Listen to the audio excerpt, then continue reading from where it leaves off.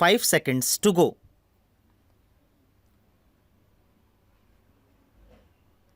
Madam Deputy Chairman, when the House rose for lunch, I was discussing the response of the public to the loan program of the government and was trying to point out that it was rather a serious tendency in the sense that the response of the public had been proved to be poorer during the second plan period than during the first plan period.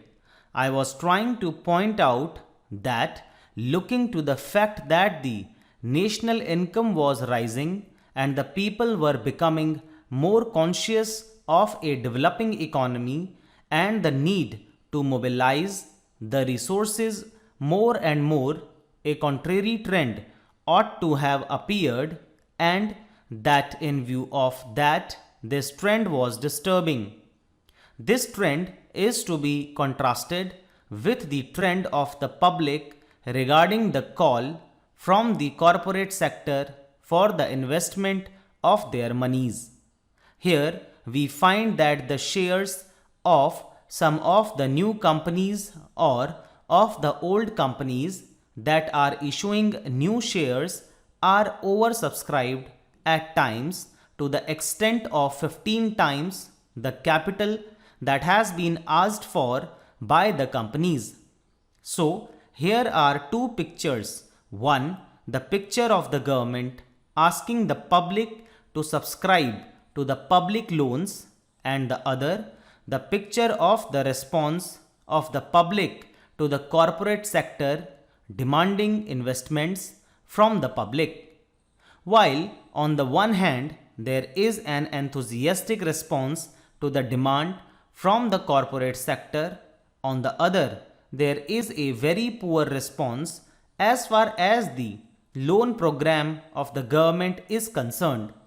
This is a matter of some concern, and I feel that the government should pay more attention than just exhorting the people to save more and to hand over their savings to the government, as the Honorable Finance Minister has done more than once.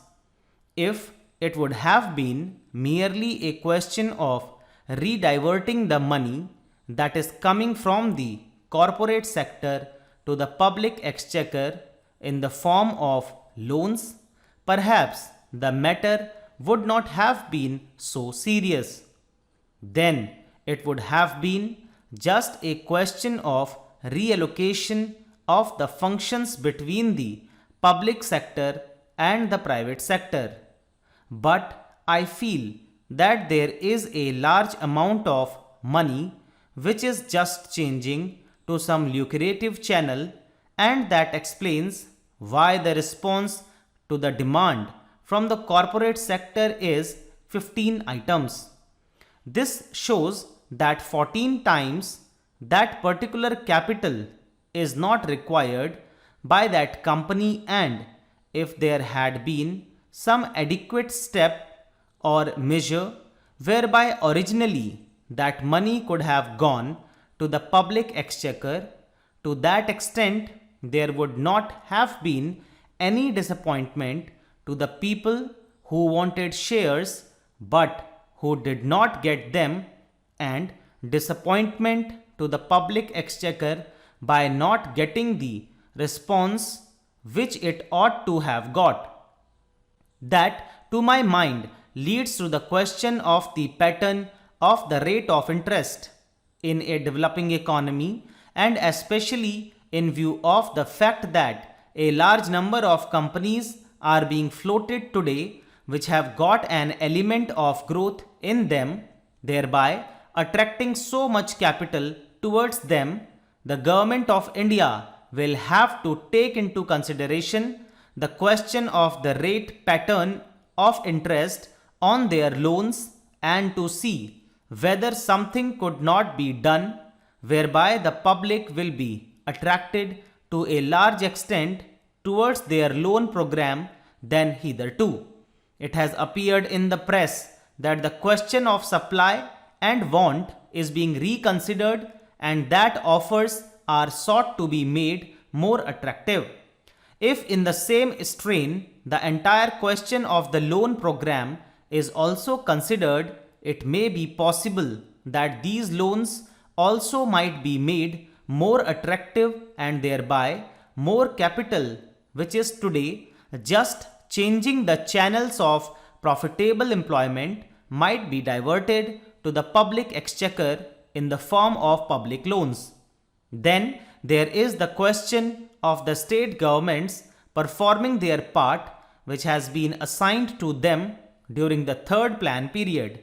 In this connection, I would like to draw the attention of the Honorable House to a very important recommendation which has been made by the Third Finance Commission, namely the appointment of a high power commission to go into the entire question of the allocation of financial resources between the central government and the state governments.